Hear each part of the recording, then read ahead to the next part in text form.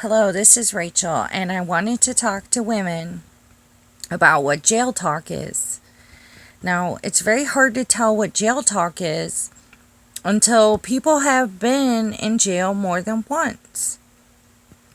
So I hope that describing some patterns or things that I've noticed from being married to somebody who spent a lot of time in and out of prison, what jail talk is and how to recognize it. Things to look for.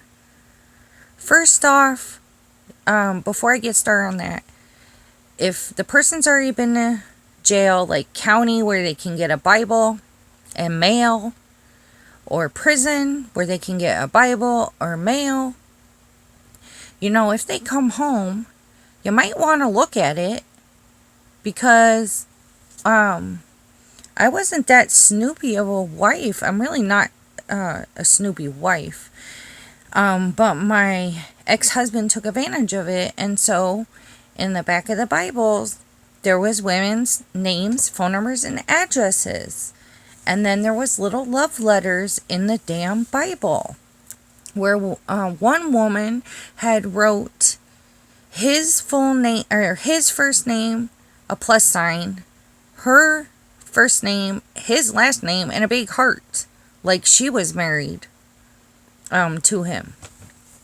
So anyway, another thing to pay attention to is that their visiting hours and time.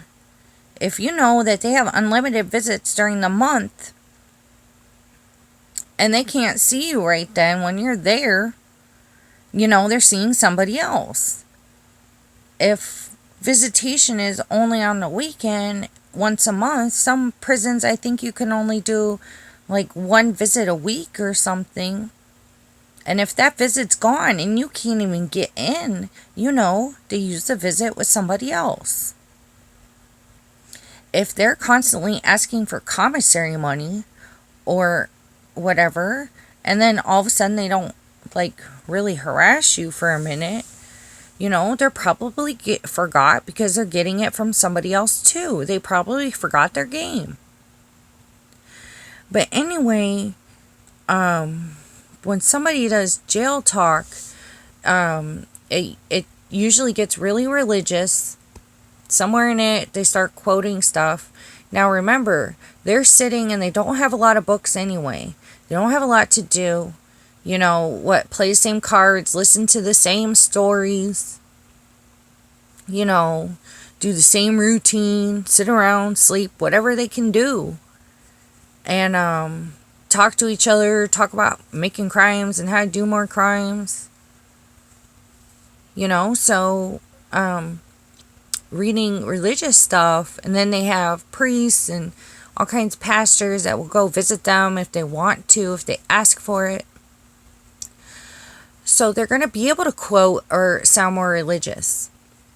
You might think that, oh my gosh, they're taking the time and they can actually see a difference and want to make a difference, and all of a sudden I matter, all of a sudden they're in jail and all of a sudden I matter. It must be because they know, they learned something that they want to change.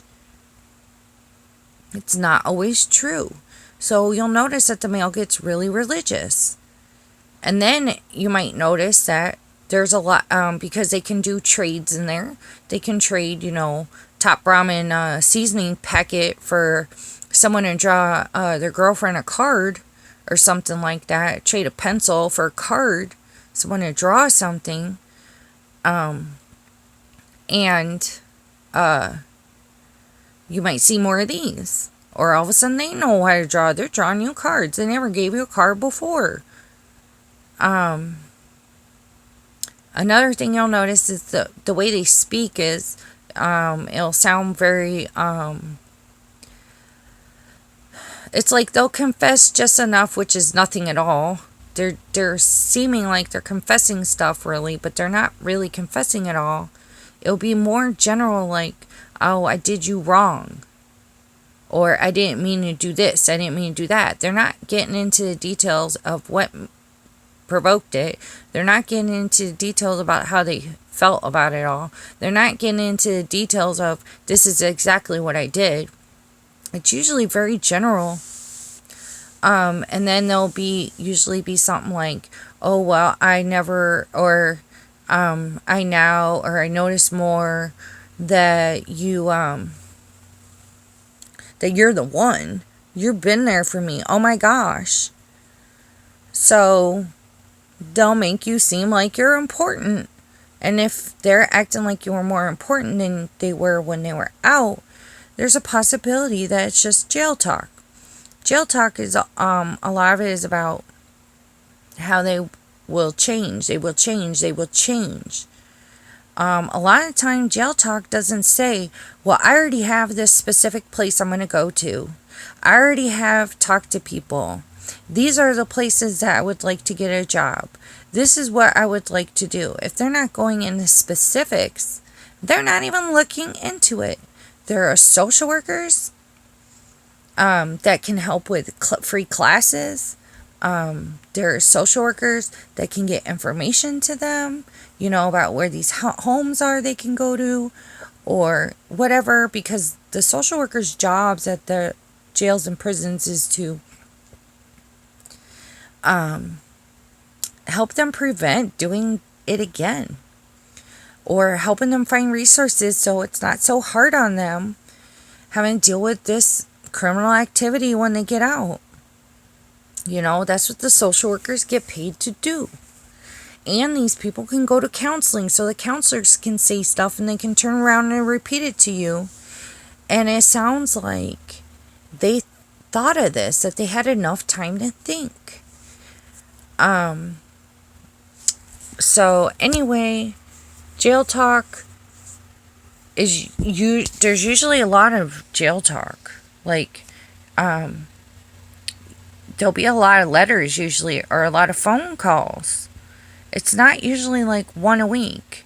You know what I'm saying? They want to keep their wishes, their thoughts, their needs in your mind so much that you're not thinking about very much of anything else.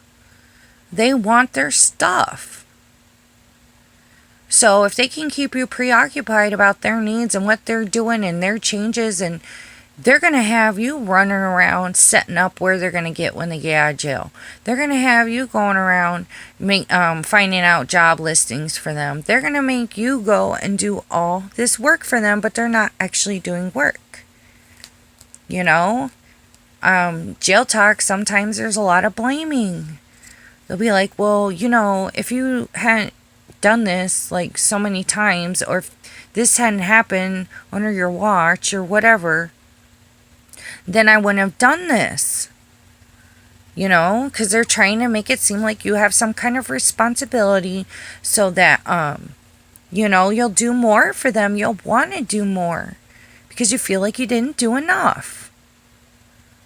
I'm just saying people need to really think about people who are repeat offenders, career criminals, or people in some serious, deep situations. Think about jail talk. You can still say it when you're not in jail. But I'm just saying, most of the time, the person has been in jail more than once, and that's when you can usually notice it the most, because you notice it in a pattern. And if they start saying they can't put something in words, it's either that's a scary threat, or it's because they're just saying that because they can't think of anything else to say and they want to buy time. And the thing is, they can buy time easy because it takes so long for the mail to get to you, and it takes so long for it to get back. You know how much time they have to think and plot? And let me tell you, my ex-husband used to talk to the guys and get ideas from them for all kinds of stuff. And with jail talk, that when one man's getting a visit from a woman or a man, when they're getting a visit from somebody, and or they're on a phone call, all of a sudden you're going to get calls from people you don't even know and you've never met, or text messages or emails, or showing up at your door to get messages to you. And that can be a type of intimidation. That can be a type of control to keep them in your mind, like you never get a break, you know.